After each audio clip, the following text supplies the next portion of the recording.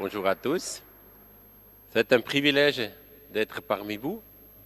C'est une joie pour moi et mon épouse de vous retrouver. Ça fait presque une année qu'on vous a laissé.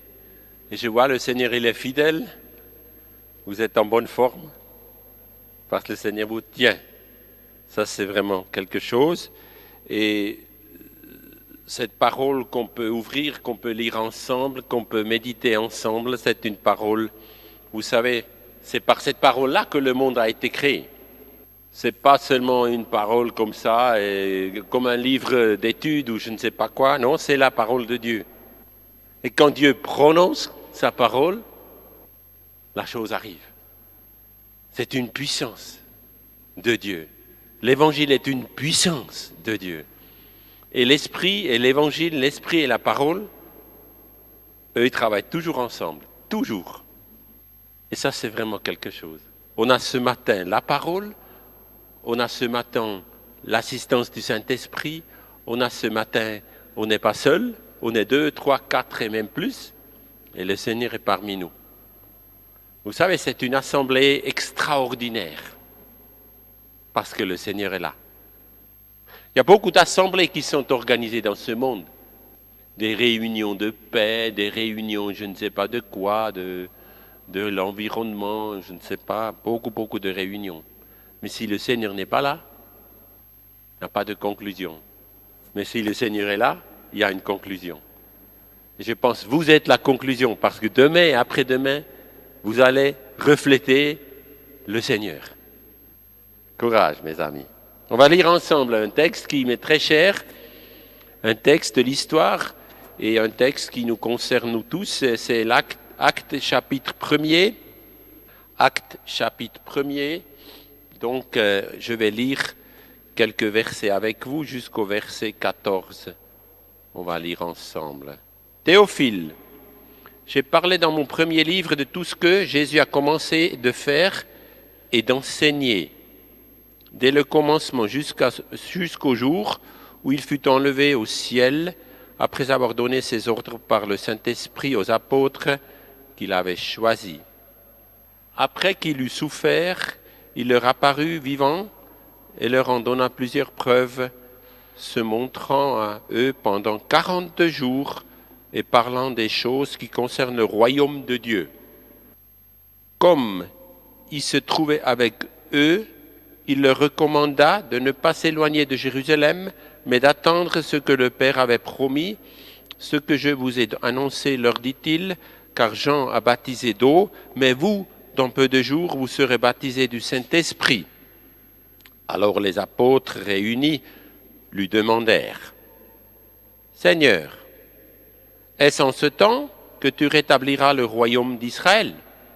Il leur répondit, « Ce n'est pas à vous de connaître les temps ou les moments que le Père a fixés dans sa propre autorité, mais vous recevrez une puissance, celle du Saint-Esprit survenant sur vous, et vous serez mes témoins à Jérusalem, dans toute la Judée, dans la Samarie et jusqu'aux extrémités de la terre. » Après avoir dit cela, il fut élevé pendant qu'ils le regardaient, et une nuée le déroba à leurs yeux.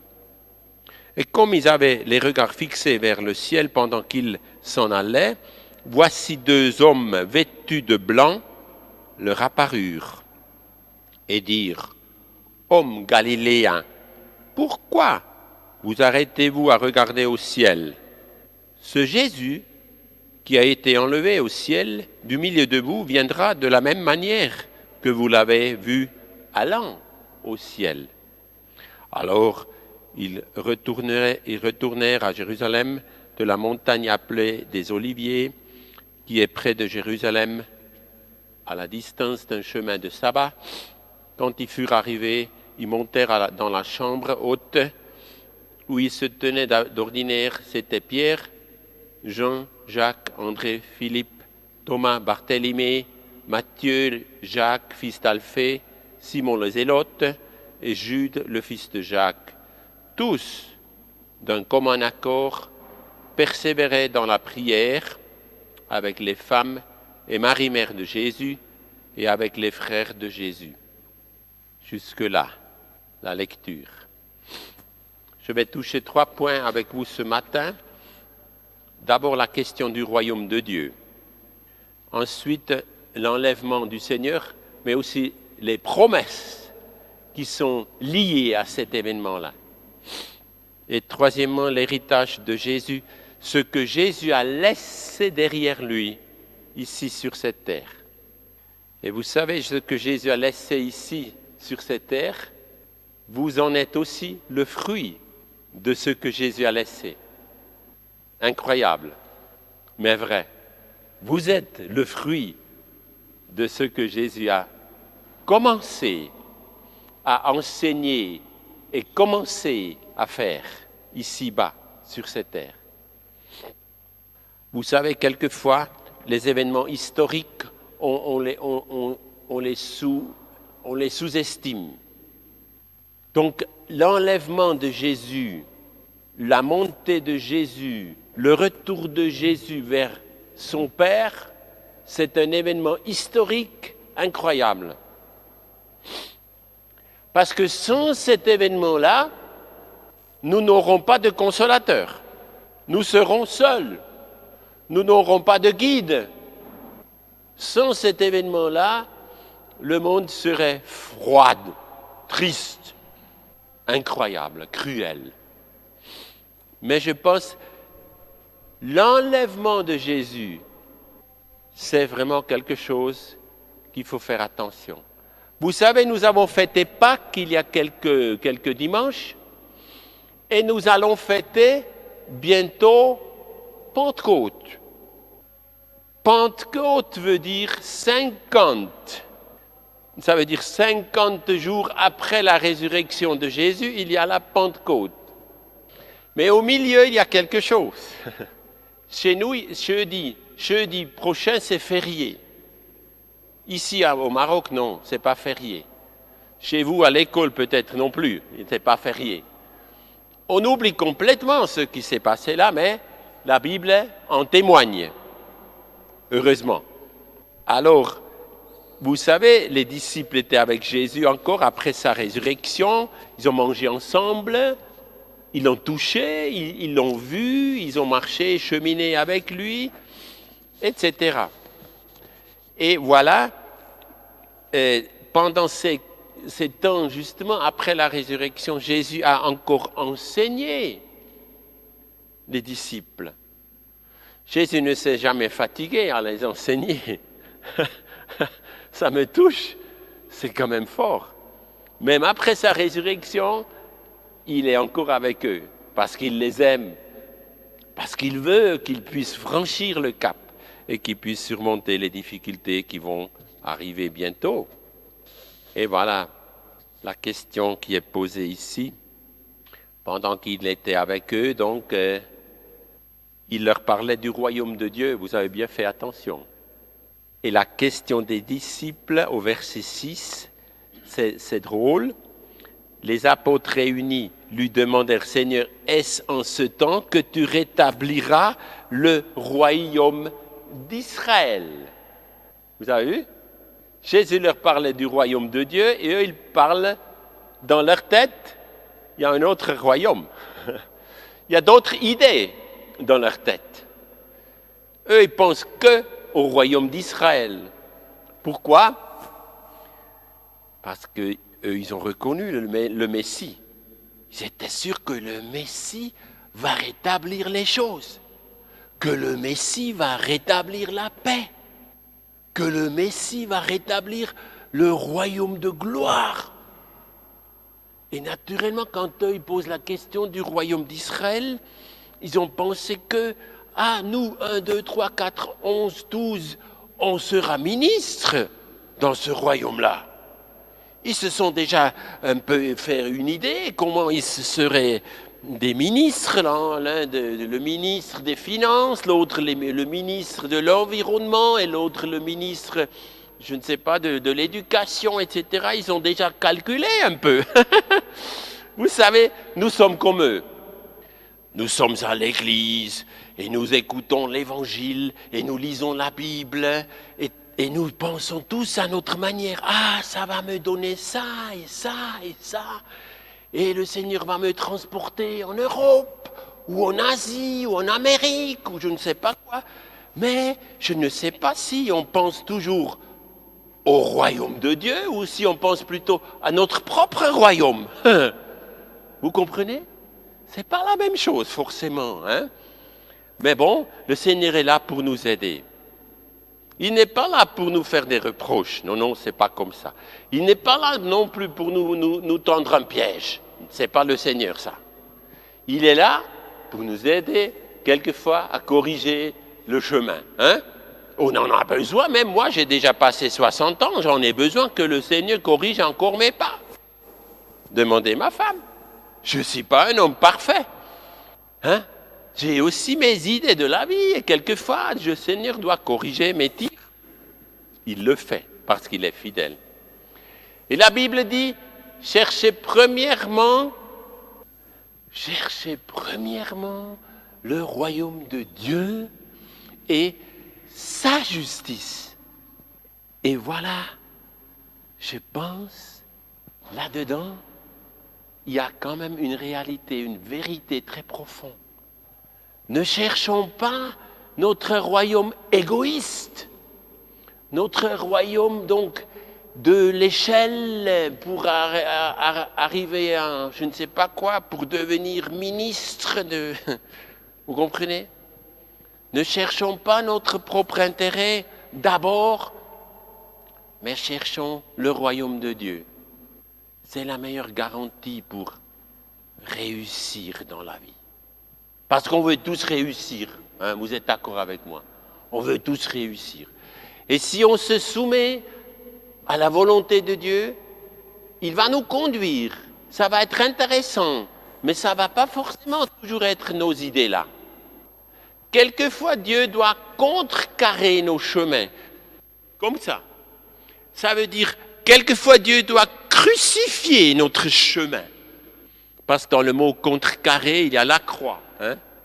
Et quelquefois, on doit mettre sous la croix nos idées. Ça fait du bien. Vous savez, le Seigneur, il est un bon Père. Il n'a pas de mauvais projets pour toi. Il a de bons projets pour toi. Seulement, ses projets à lui ne correspondent pas toujours à tes projets à toi. Alors, sois ouvert à laisser contrecarrer, crucifier tes chemins. Sois ouvert à cause du Seigneur. Il est là. Il nous connaît. Et il nous aime. Et tout ce qu'il fait avec nous, tout ce qu'il te guide, tout ce qu'il te conduit, il le fait parce qu'il t'aime. Waouh! Chacun, quand je vous regarde, chacun individuellement, chacun est connu par Dieu. Chacun est aimé par Dieu. À chacun, Dieu fait attention. Pour chacun, Jésus s'est donné à la croix. Et si tu étais le seul qui existe sur cette terre-là, il s'est donné pour toi. Waouh! L'amour de Dieu, incompréhensible, mais vrai. Deuxième point, quand on parle du royaume de Dieu, je peux juste vous dire, lisez une fois aussi Daniel chapitre 2, ça parle du royaume de Dieu. Lisez les textes qui parlent du royaume de Dieu. C'est fantastique, il y en a beaucoup. On ne peut pas épuiser le sujet. Mais seulement ici, on a déjà compris, il y a la promesse du consolateur. Jésus a dit, il est préférable que je m'en aille pour que je puisse vous envoyer le consolateur. Et voilà la promesse de la puissance aussi, la promesse du Saint-Esprit, la promesse d'être équipé pour être témoin. La promesse de Dieu, dans ce texte, c'est que des promesses. Alors, prenez-le, prenez ces promesses. C'est pour vous. Deuxième chose, l'enlèvement de Jésus. Dans l'histoire de l'humanité, On connaît seulement 2 hommes qui sont partis par les nuages. C'est clair, si vous prenez l'avion, vous pouvez aussi dire je pars par les nuages, mais vous allez quand même redescendre quelque part. Tout comme moi, je suis toujours descendu. Dans l'histoire de l'humanité, il y a 2 personnages qui sont partis, et Jésus est le 3e. Vous vous rappelez de Enoch? La Bible ne parle pas beaucoup de Enoch. C'est un nom presque inconnu, mais on sait une chose de lui. Vous savez ce qu'on sait? Enoch marcha avec Dieu. Voilà. Est-ce que vous marchez aussi, non? Enoch marcha avec Dieu et il fut enlevé. Formidable. Pour ça, je te conseille vivement, marche avec Dieu. Marche avec Dieu. Un jour, il va te prendre. C'est beau, non? Le témoignage de Enoch, très court, une seule phrase dans l'Ancien Testament, là. Et voilà, un modèle pour l'humanité. Il fut pris parce que Dieu s'est dit, soit qu'il est là-bas, soit qu'il est avec moi, c'est la même chose. Il marche avec moi, il est toujours avec moi, on est toujours ensemble. C'est beau, non? Ce témoignage de Enoch. Il y a une deuxième. Il y a ce Élie, le prophète, Élie, un grand prophète. Vous lisez 1 roi, 2 rois, vous allez le rencontrer. Élie. Il a eu un successeur, Élisée. Et vous savez, Élisée savait très bien qu'un jour, le jour était prêt pour que l'autre soit enlevé. Et Élisée ne voulait pas rater cet événement-là. Il voulait être témoin de cet événement. Et il a dit, non, je ne te quitte pas. Et l'autre a fait des détours, il a dit, non, quitte-moi. Il a dit, non, je ne te quitte pas. Ils étaient devant le Jourdain. Il a dit, retourne en arrière. Élisée a dit, non, je ne quitte pas, je veux voir, je veux être témoin. Et ils sont passés la rivière et Élie était enlevé avec un char de chevaux, des chevaux, la cavalerie est venue et l'a pris. Élie, enlevé. Et vous savez, Élisée, ça me touche aussi le témoignage de Élisée. C'est laissé pour nous. Élisée avait encore droit à une demande.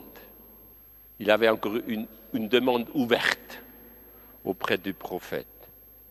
Et Élie a dit, demande quelque chose. Si tu me vois partir, ta demande sera exaucée. Si tu ne me vois pas partir, ta demande sera oubliée. Et voilà, qu'est-ce que Élisée a demandé? Élisée, encore une fois, Élisée comme nous, hein? Qu'est-ce qu'on demande? Si on a une promesse ouverte aujourd'hui, si tu avais une promesse devant Dieu, qu'est-ce que tu allais demander? Peut-être, je ne sais pas, peut-être tu allais demander un petit avion pour aller en Europe. Peut-être tu allais demander une Mercedes, hein, ou tu allais demander une villa, je ne sais pas, ou tu allais demander un doctorat, je ne sais pas. Élisée a demandé une chose, ça me touche. Élisée, c'était vraiment un homme qui cherchait le royaume de Dieu. Élisée a demandé une double portion de la bénédiction de Élie. Wow. Vous savez, la bénédiction de Dieu, c'est ça qui fait la différence ici-bas. Et sans la bénédiction de Dieu, nous tous, nous sommes des pauvres. Même les plus riches du pays, même les plus riches du continent, s'ils n'ont pas la bénédiction de Dieu, ils sont des pauvres. Et si toi et moi, nous avons la bénédiction de Dieu, nous sommes bénis, nous sommes riches. Et justement, Élisée demande une double portion de la bénédiction de la bénédiction que son prédécesseur avait. Et il la reçoit, cette bénédiction. Et regardez Éphésiens 3, Éphésiens 1, verset 3 nous dit quelque chose.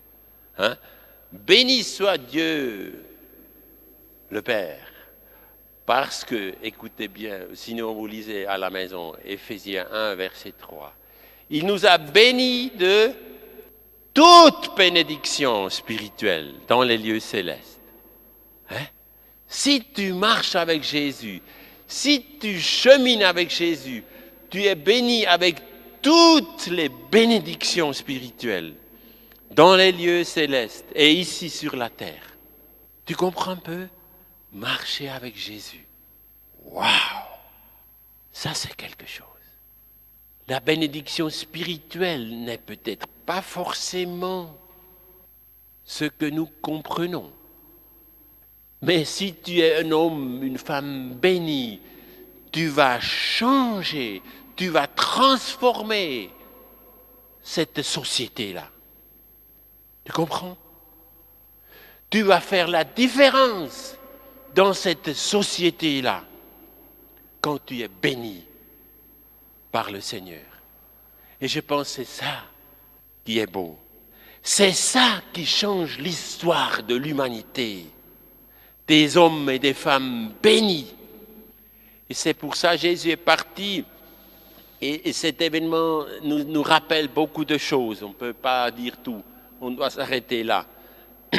Mais les anges étaient aussi là. Et les anges sont toujours là quand il y a des événements importants. Les anges sont toujours là. Et les anges ont dit, « Hé, homme galiléen, pourquoi vous ne vous arrêtez pas à regarder au nuage, Nous savons que la place des disciples, c'est ici-bas. C'est pas là-haut, c'est encore ici-bas. Les pieds sur terre. Nous sommes créés comme ça. Vous êtes d'accord avec moi? Nous ne sommes pas des oiseaux qui volent. Nous ne sommes pas des poissons qui nagent. Nous sommes des êtres humains qui marchent. Ça, c'est notre manière de vivre. Ça, c'est aussi nos limites de vivre. Mais le Seigneur est là. Marchez avec le Seigneur. Waouh! Et quand tu te promènes, quand tu marches, tu peux parler avec le Seigneur. Moi, je fais souvent comme ça.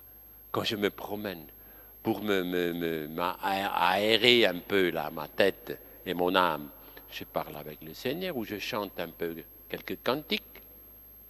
C'est beau, ça fait du bien. Et ici donc, Jésus est parti et les disciples continuent à regarder. Et naturellement, dans leur cœur, il y a quelque chose qui se passe, peut-être une tristesse, peut-être un regret, peut-être je ne sais pas quoi. Mais donc, les anges ont fait une promesse, une belle promesse pour toi et pour moi. Ce Jésus, écoute bien, ce Jésus qui a été enlevé au ciel viendra de la même manière que vous l'avez vu allant au ciel. Il va revenir. Vous allez le voir. Vous comprenez? Il va revenir, mes amis. Ça, c'est l'événement prochain. Ça, c'est l'événement que nous attendons, nous les chrétiens. Le retour de Jésus.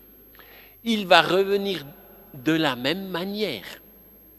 Certains ont dit, ah, c'est spirituel, et d'autres ont dit, ah, c'est comme ça. Non, pas d'explication. Les anges l'ont dit. Il va revenir de la même manière. Personne ne va rater cela. Tout le monde va être au courant de ça. Nous serons enlevés avec lui, et les autres derrière, ils auront du regret. Pourquoi? Parce qu'ils doivent rester derrière. Et le monde va encore être bouleversé. Imaginez-vous un avion sans pilote. Le pilote est chrétien, il aime le Seigneur, il est enlevé. L'avion continue, non? Sans pilote. Vous pouvez vous imaginer? le train sans conducteur, la voiture, l'autobus, le taxi sans conducteur, par exemple. Ça va être terrible. Vous comprenez? Le monde va connaître cet événement-là. Ça ne va pas se passer en cachette. Et nous, les chrétiens, nous travaillons pour ce jour-là. Mon royaume n'est pas de ce monde-là. C'est pas ici notre bonheur. Mon royaume n'est pas de ce monde-là. Jésus l'a dit. Et quand nous attendons son retour, et les fêtes de noces avec lui, enfin notre union perpétuelle avec lui, corporelle, physique et pour toujours, nous serons avec lui. Pour toujours, nous serons avec lui. Il n'y a plus de doute, il n'y a plus de séparation, il n'y a plus de larmes, il n'y a plus de tristesse, plus de maladie. Fini. À ça, nous aspirons. Les promesses de son retour sont valables pour toi. Il n'a pas oublié, comme quelques chrétiens ont pensé. Ah, il nous a oubliés, il tarde de revenir. C'était déjà au 1er siècle, les chrétiens ont parlé comme ça. Lisez un Timothée, lisez un Thessalonicien. Ils ont pensé que le Seigneur avait oublié. Et la Bible nous dit, non, il n'a pas oublié. Vous savez ce qu'il veut? Il veut encore sauver. C'est pour ça qu'il n'est pas encore revenu. Et s'il veut encore sauver, ça veut dire on a encore, notre présence ici-bas a encore une raison. C'est le moment soit de te convertir, soit de te donner aujourd'hui au Seigneur, soit d'amener ton voisin au Seigneur. On est encore là-dedans. Waouh! Le monde a besoin d'être sauvé. Le monde va à la perdition. Ça, c'est sûr.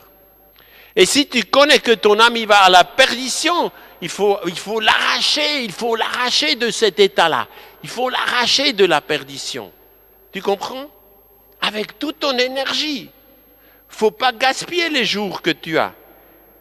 Il faut utiliser ta présence pour que ce monde soit sauvé. Tu ne peux pas sauver tout le monde, mais tu peux au moins sauver ton voisin. Amen. C'est clair, Jésus va le sauver. Mais d'abord, il doit être en contact avec cette merveilleuse évangile. D'abord, il doit être en contact avec ce Seigneur qui sauve. Alors, son retour. Je reçois tous les jours un ami du Togo, qui m'écrit tous les jours quelques lignes là, sur WhatsApp.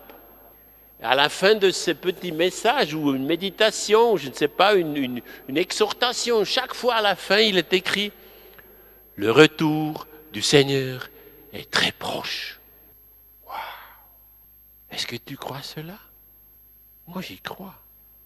Nous sommes probablement la dernière génération. Probablement. Si le Seigneur en ajoute encore, nous sommes toujours heureux. Si nous sommes la dernière génération, il est bien le moment de sauver encore ce qui est perdu. Vous êtes d'accord avec moi? Courage, mes amis, courage. Ce n'est pas pour rien que vous êtes ici. Ce n'est pas pour rien. Et troisième point, en relation avec ce départ de Jésus, j'ai aussi pensé un peu, qu'est-ce que Jésus a laissé derrière? Vous savez, si vous étiez un des 11, ils étaient encore 11 à ce moment-là. Si vous étiez un de ces 11-là, qu'est-ce que vous allez croire? Ah, mais nous sommes trop peu, nous sommes trop petits, nous sommes insignifiants, nous sommes pauvres. Qu'est-ce qu'on peut faire? 11 personnes. Une tâche incroyable. Lisez une fois Jean chapitre 17, la prière sacerdotale.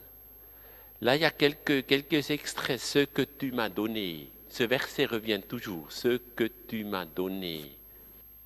Dieu a donné à Jésus 11 disciples. Les 11 ont bouleversé le monde. Nous sommes plus que 11, hein? Je n'ai pas compté, mais nous sommes peut-être une cinquantaine. Les 11 ont bouleversé le royaume romain, l'Empire romain. Les 11 ont fait la différence. Est-ce que tu crois que tu fais la différence? C'est toi qui fais la différence ici. Incroyable. Les 11. Ils sont à toi, Jésus prie comme ça, et ils sont à moi. Ils ne sont pas du monde, ils sont dans le monde, mais ils ne sont pas du monde. Je les ai envoyés dans le monde, les 11. Le monde a de la haine pour eux, contre eux. Le monde ne nous aime pas, mais tu les as aimés. Hein? Le Père céleste nous aime. Waouh! Les 11, vous savez, quand j'ai lu le verset 14, il est encore dit, tous d'un commun accord, persévéraient dans la prière avec les femmes et Marie, mère de Jésus, et avec les frères de Jésus. Alors, les femmes étaient aussi là. Marie était là. Les frères de Jésus, enfin,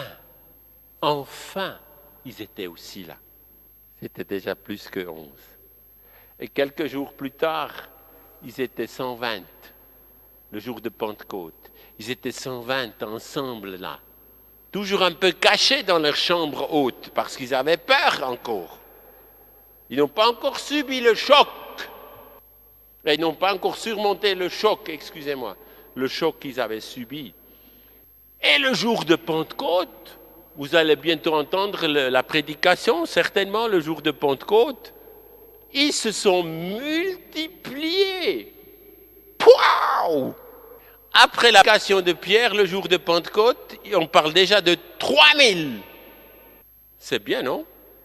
C'est pas seulement une addition, c'est une multiplication. Et quelques jours plus tard, on parle de 5000. Et quelques jours plus tard, on parle d'une foule de personnes. Et on dit tous les jours, le Seigneur a ajouté. Et moi, j'ai quand même un rêve. On dit un rêve, qu'un jour, quand on revient, tous les bancs seront remplis. Vous comprenez? Pourquoi? Parce que le monde a soif, le monde a besoin de Jésus, que tous les bancs soient remplis, que vous ne célébrez pas le culte en petit nombre, et que le monde soit touché. Wow. Il y a de l'espoir, mes amis. Pourquoi? Parce que Jésus est vivant. Il nous a laissés ici-bas pour accomplir un ministère, pour accomplir un devoir. Il ne nous a pas laissés seuls. Il nous a équipés. Il nous a équipés avec la puissance du Saint-Esprit. Vous recevrez la puissance du Saint-Esprit. Le mot qui est utilisé, c'est le mot dynamique. Vous entendez le dynamite, hein, vous entendez le dynamite. Ça fait boum, hein, le dynamite. Ça fait éclater les rochers, les dynamites. Le dynamite est plus fort que les rochers. Et vous êtes comme ça. Je ne dis pas que vous êtes dynamite pour détruire quelque chose. Non, c'est pas ça. Vous êtes dynamite, puissance de Dieu pour faire quoi? Pour guérir, pour rétablir, pour relever ceux qui sont malades et ceux qui ne connaissent pas le Seigneur. Vous comprenez la puissance de Dieu? Je suis venu, Jésus a dit, je ne suis pas venu pour être servi. Ça c'est ailleurs. Je suis venu pour servir et pour donner ma vie. Incroyable, mais vrai. Nous voulons suivre ce Jésus-là. Hein? Il est venu pour chercher et sauver ce qui est perdu. Et je pense que notre ministère n'est pas beaucoup plus différent, non? Hein? Chercher et sauver ce qui est perdu. L'héritage de Jésus, à travers les siècles, l'Église a grandi. L'Église est devenue grande, même l'Église est devenue très puissante, Même l'Église est devenue dangereuse dans sa puissance. Vous les connaissez un peu l'histoire de l'Église. Mais il y a toujours eu un petit troupeau qui était fidèle. Il y a toujours eu un petit troupeau qui est resté fidèle. Jusqu'à nos jours, vous êtes la preuve. Nous sommes encore minoritaires. Ça ne fait rien. Hein? Le Seigneur est avec nous. Ça fait la différence. Ce n'est pas le nombre qui compte, hein? Mais c'est que la présence du Seigneur qui fait la différence. Maintenant, je vais terminer par quelques 2-3 versets que je vais vous lire. Le premier verset, Romains 8. Jésus n'est pas seulement parti comme ça, il nous a aussi promis quelque chose. Romains 8, le verset 34, je vais vous le lire. Il dit comme ça, « Qui les condamnera? Christ est mort, bien plus, il est ressuscité, il est à la droite de Dieu. » Hein? On s'est demandé où est-ce qu'il est parti. Il est à la droite de Dieu et il intercède pour toi. Jésus n'est pas dans son fauteuil en train de se reposer. Il intercède pour toi. Et quel est son sujet de prière pour toi? Il veut que tu puisses surmonter les difficultés. Il veut que tu puisses arriver à ta destinée. Ça, c'est les sujets de son intercession. Je vais encore lire dans l'épître de Jean.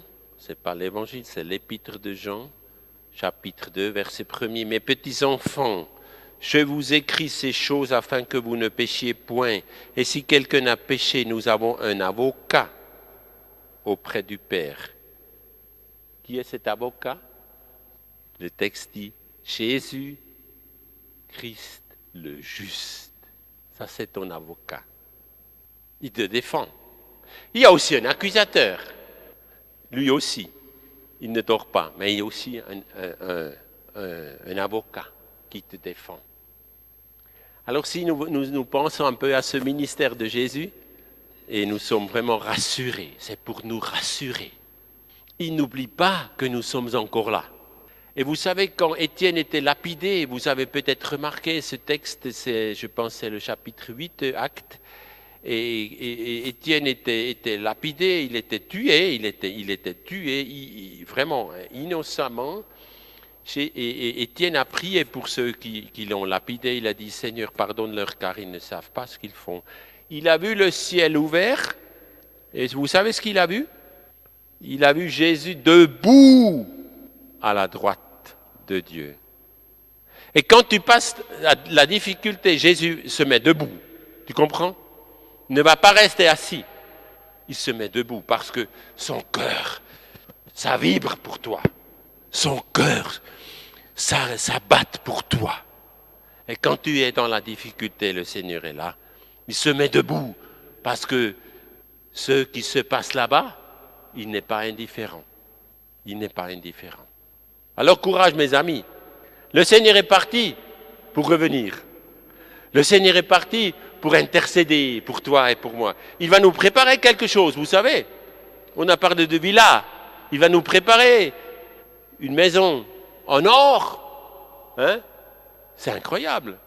Il va nous préparer de bonnes choses. Depuis 2000 ans, il prépare ta maison et ma maison. Alors l'évangile, ça reste une bonne nouvelle. Ça reste une nouvelle incroyable. Ça nous ouvre vraiment le monde spirituel. Le monde de la lumière. Le monde de la vérité. Le monde de la justice. Waouh! À ça, on aspire. Courage, mes amis. Que le Seigneur vous équipe pour les années qui nous restent et les jours qui suivent. Amen. Je vais prier. Nous pouvons nous lever peut-être, ceux qui ont la force, levez-nous. Levons-nous, je vais prier. Seigneur notre Dieu, je veux te bénir pour tout ce que tu as fait ici-bas. Je veux te bénir pour tout ce que tu fais encore pour nous aujourd'hui. Tu es à la droite de Dieu le Père, tu intercèdes pour nous. Merci Seigneur. Tu es à la droite de Dieu, tu te mets debout quand nous passons les difficultés. Tu es là parce que tu es notre avocat. Nous te remercions.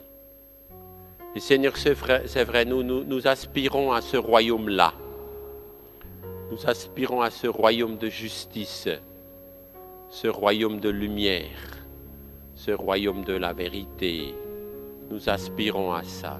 Donne-nous la force, donne-nous la grâce de vivre dans la vérité. Donne-nous la grâce d'être retrouvés enfants de lumière. Ô Seigneur, bénis tout et chacun. Et ceux qui ne sont pas rassurés, Seigneur, tu puisses les rassurer, qui s'approchent de toi aujourd'hui, qui prennent ta main et qui commencent à cheminer avec toi. Amen. Amen. Soyez bénis.